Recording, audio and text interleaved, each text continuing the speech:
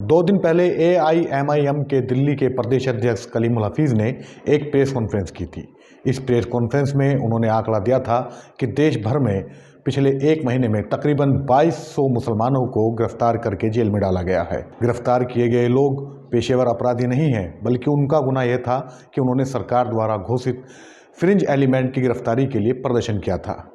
इन प्रदर्शनों में हिंसा हुई, 2 लोगों की जान गई। उत्तर प्रदेश में दर्जनों मकानों पर बुलडोजर चलाया गया। लेकिन एक सवाल अभी भी जस का तस है कि फ्रिंज एलिमेंट की गिरफ्तारी कब होगी। देशबंधु के संपादक पलश सुरजान ने अपने संपादकीय में इस सवाल को उठाया है। इस संपादकीय में उन्होंने बताया कि देश में मानवाधिकारों की किस तरह धज्जियां उड़ाई जा रही हैं। पलश सुरजान ने लिखा कि पैगंबर मोहम्मद पर अमर्यादित टिप्पणी और धार्मिक अल्पसंख्यकों के लिए जहर बुझी जुबान का इस्तेमाल करने वाली नुपुर शर्मा अपनी जान की रक्षा का हवाला देते हुए अभी तक फरार है। सरकार द्वारा घोषित इस फ्रिंज एलिमेंट के खिलाफ अदालत ने सख्त टिप्पणी की तो हिंदुत्व के रक्षकों को इतनी ठेस पहुंची कि सुप्रीम कोर्ट की मर्यादा का ख्याल भी नहीं रहा और अपमानजनक शब्दों के साथ न्यायाधीशों की टिप्पणियों की आलोचना की गई। अदालत की कड़ी टिप्पणी का पुलिस प्रशासन पर भी कोई असर नहीं दिख रहा है, क्योंकि नुपुर शर्मा अब तक गिरफ्तार नहीं हुई हैं। हालांकि उनके बयान के खिलाफ इस संभाव्य हिंदू राष्ट्र में जिन लोगों ने विरोध करने का दुस्साहस दिखाया, उन पर पुलिस ने कार्रवाई करने में देर नहीं की। मानव हिंदुत्व के ठेकेदारों की तरह धर्म की रक्षा का दायित्व अब पुलिस पर आ गया है। ऐसी ही एक कार्रवाई 10 जून को उत्तर प्रदेश की सहारनपुर पुलिस ने की थी। 10 जून को जुमे की नमाज के बाद सहारनपुर जमा मस्जिद से घंटाघर तक प्रदर्शन हुआ था। इसके बाद पुलिस ने 100 से ज़्यादा लड़कों को गिरफ्तार कर जेल भेजा था, जबकि 200 से अधिक अज्ञात के खिलाफ मामला दर्ज हुआ था। एक लोकतांत्रिक देश में विरोध प्रदर्शन करना भी अपराध क्यों मान लिया गया है, यह अलग विचारणीय मुद्दा है। बहरहाल, इस गिरफ्तारी के बाद एक वीडियो सोशल मीडिया पर तेजी से वायरल हुआ था, जिसमें कुछ लड़कों को पुलिस वाले बेरहमी से लाठी से पीट रहे हैं। यह वीडियो कहाँ का है? शुरुआत में इस पर सवाल होते रहे। उंगली सहारनपुर पुलिस पर उठी, लेकिन उसने पहले पल्ला झाड़ा और बाद में जब यह खुलासा हुआ कि यह पिटाई सहारनपुर पुलिस का ही कारनामा है, तो एसएसपी ने जांच के आदेश दिए थे। अब खबर आई है कि उन गिरफ्तार युवकों में से 8 को सहारनपुर सीजेएम कोर्ट ने बाइज्जत बरी कर दिया है। यानी जिन युवकों को पुलिस ने न केवल पकड़ा बल्कि उन्हें बुरी तरह पीटा, उनके अधिकारों का हनन किया, अब उन्हीं लड़कों के खिलाफ अदालत में कोई सबूत नहीं दे पाई है। अदालत ने तो इन लड़कों को बाइज्जत बरी कर दिया, लेकिन इतने दिनों तक जेल में रहने के बाद इन नौजवानों पर अपराधी होने का जो ठप्पा पुलिस ने लगाने की कोशिश की है, क्या उससे ये लड़के बरी हो पाएंगे? पुलिस की पिटाई से इनमें से एक का हाथ टूट गया है और एक का पैर। केवल अपनी धार्मिक पहचान के कारण इन नौजवानों को इतना अपमान और प्रताड़ना सहनी पड़ी है।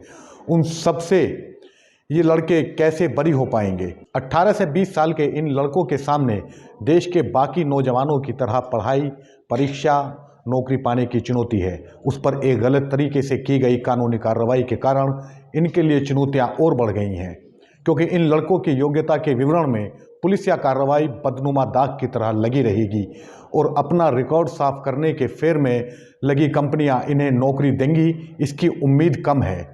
न्याय व्यवस्था में होते पक्षपात और देरी के कारण कानून को अंधा कहा गया है, लेकिन सहारनपुर मामले के बाद ऐसा लगता है कि पीड़ित लड़कों के हाथ नहीं टूटे, कानून के हाथ टूटे हुए हैं।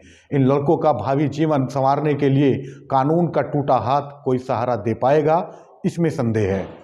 सहारनपुर मामला मानवाधिकार उल्लंघन का एक बड़ा उदाहरण है। वैसे भी देश में कानून की लचर व्यवस्था के कारण मानवाधिकार हनन के मामले बढ़ते जा रहे हैं। राष्ट्रीय मानवाधिकार आयोग की ओर से जारी आंकड़ों से पता चलता है कि 2020 और 2021 से 2022 के बीच देश भर में दर्ज किए गए मानवाधिकार के उल्लंघन के मामले में तकरीबन 37% की बढ़ोतरी हो चुकी है।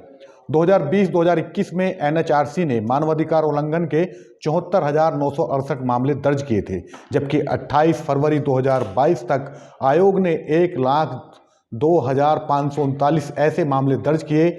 वहीं गृह मंत्रालय की ओर से पेश आंकड़े बताते हैं कि 2021-2022 में 31 अक्टूबर 2021 तक मानवाधिकार उल्लंघन के 64,170 मामले दर्ज किए गए थे। हैरानी की बात नहीं है कि इसमें 24,242 मामले यानी 37.7% उत्तर प्रदेश से थे। भारत में आम आदमी के अधिकारों पर मंडराते संकट पर संयुक्त राष्ट्र में भी चिंता व्यक्त की जा चुकी है। पिछले दिनों तीस्ता सीतलवाड़ की गुजरात एटीएस द्वारा गिरफ्तारी पर मानवाधिकार रक्षकों पर संयुक्त राष्ट्र की विशेष दूत मैरी लॉलर ने कड़ी टिप्पणी करते हुए कहा था कि मानवाधिकार की हिफाजत करना कोई अपराध नहीं है। मैं उनकी रिहाई और भारतीय सरकार की ओर से किए जाने वाले इस उत्पीड़न को खत्म किए जाने का आह्वान करती हूं। यानी अंतर्राष्ट्रीय स्तर पर सीधे सीधे भारत सरकार पर उंगली उठाई गई है और हर बार इस तरह के मसलों को अपना आंतरिक मामला बताकर भारत सरकार अंतर्राष्ट्रीय आपत्तियों या टिप्पणियों को खारिज नहीं कर सकती है। संयुक्त राष्ट्र की एक रिपोर्ट में कहा गया है कि भारत में मानवाधिकार की स्थिति चुनौतीपूर्ण बनी हुई है और मानवाधिकार संस्थाएं ठीक से काम नहीं कर पा रही हैं। इस साल नवंबर में संयुक्त राष्ट्र की यूनिवर्सल पीरियोडिक रिव्यू के तहत अपनी चौथी समीक्षा के लिए भारत पेश होगा, जहां भारत को मानवाधिकारों के मुद्दों पर संयुक्त राष्ट्र के दूसरे सदस्य देशों की टिप्पणियों का जवाब देना होगा। अपने बचाव में सरकार की ओर से क्या तर्क गढ़े जाएंगे, यह देखना दिलचस्प होगा। फिलहाल तो सहारनपुर जैसे दर्जनों मामले मानवाधिकार संगठनों, संस्थाओं और आयोगों के लिए चुनौती बने हुए हैं। मानवाधिकारों के नाम पर जब तक लेपापोती का खेल चलता रहेगा, तब तक ये चुनौती बरकरार रहेगी।